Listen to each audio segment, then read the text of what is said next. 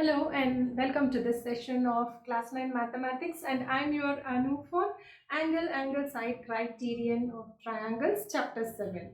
So we have been doing some sums regarding angle side criterion, and this class will be the conclusion of this particular criterion, angle side criterion. So then we'll move on to the next two criterions, right? So the next problem we are going to see in AAS criterion is, in the given figure, see, we have a drawing here. BM and DN are perpendiculars. Okay, see, BM and DN are perpendiculars to the segment AC. See, AC and BD are diagonals. So to the segment AC and BD. Now BM is equal to DN, that is, the perpendiculars are equal in length. So the first condition they have given you is there are two perpendiculars to line segments AC, and BM is equal to DN. The length of the perpendiculars are equal. Okay, so I told you first we need to spot two triangles whenever we are given with some conditions, like we need to prove the angles are equal or the sides are equal, and if it's a four-sided figure, so we can easily spot out triangles in a four-sided figure, isn't it? So now let's move on to the problem, and we see BM, DN are perpendiculars, right? So what with the given facts, we'll sort out, we'll find out whatever information we are able to get it from the diagram itself. See, this is perpendicular. If this is 90 degrees, this should also be 90 degrees, right? So this angle is 90 and this angle is 90 degrees. First, we are trying to find out the triangles here. So let us find the triangle with the given parameters, actually with the given details. Related to the given details, we are finding the triangle. So I spot a triangle BMR and triangle BMR, likewise triangle DNR. Okay, because BM and DN length are given, and the angle with which those two perpendiculars make with the line segment AC is also given, that is 90 degrees. So your angle BMR is equal to angle DNR, right? So DNR, that is given 90 degrees perpendiculars, right? Next, now see, AC and BD are diagonals, so they intersect at a point, they meet at a point R, say. Now what happens? This angle is equal to this angle, because why it is so? Because they are vertically opposite angles, right? So here the angle BRN is equal to DRN. Why? Because they are vertically opposite angles. Vertically opposite angles are equal, isn't it? In two intersecting lines. So we have two angles. We have got already two angles. So one side is the required balance which is required, that is given. See, BM is equal to DM. In these two triangles, BM and DN are equal, and that is also given. BM is equal to DN, and that is a given criteria. So what we have got, this is one angle, this is one angle, and this is one side. So according to AAS criterion, isn't it? According to AAS criterion, these two triangles, triangle BMR is congruent to triangle DNR. Okay, so we have found that these two triangles are congruent. So according to CPCT, corresponding parts of the congruent triangles, we should have all the three sides of one triangle to be equal to the corresponding sides of the other triangle, right? Then the angles are also equal. So what we need to prove, AC bisects BD, that is what we need to find. If AC bisects BD at the meeting point, see, at the meeting point R, if AC bisects BD, then what happens? BR should be equal to RD, right?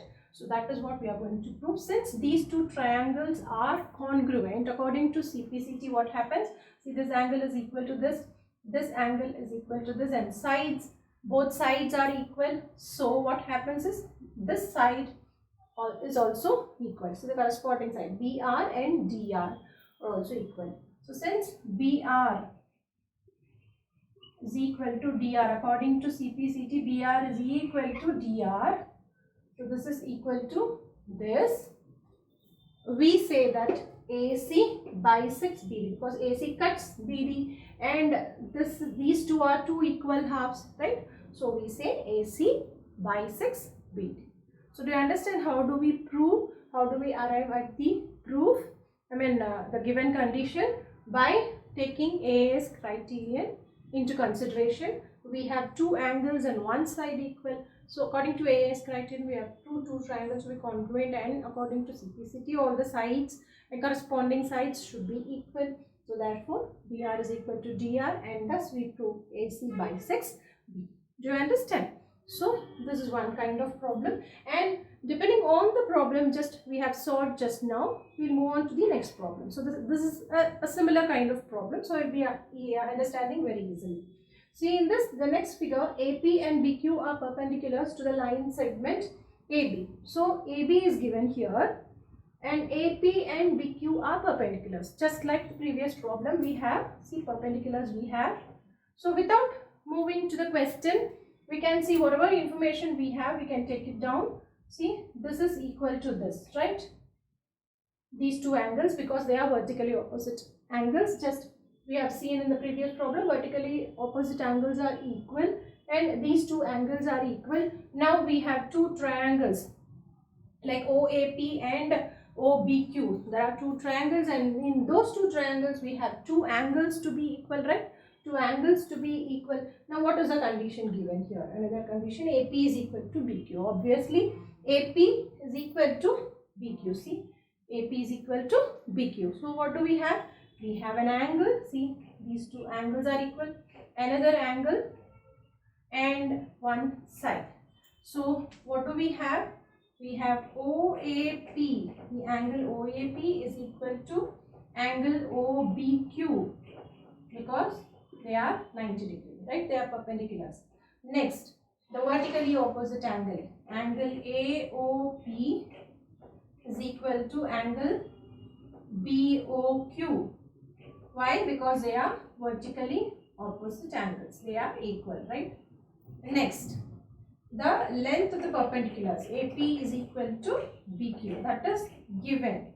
It is already given for you. So, according to AAS criterion, what does it tell? These two triangles, triangle OAP is congruent to triangle OBQ. So this is what we need to have, and what do we need to prove? Now we have gathered all the information from the diagram itself, isn't it? From the given condition and the diagram itself. So what we have proved? We have proved OAP is congruent to OBQ.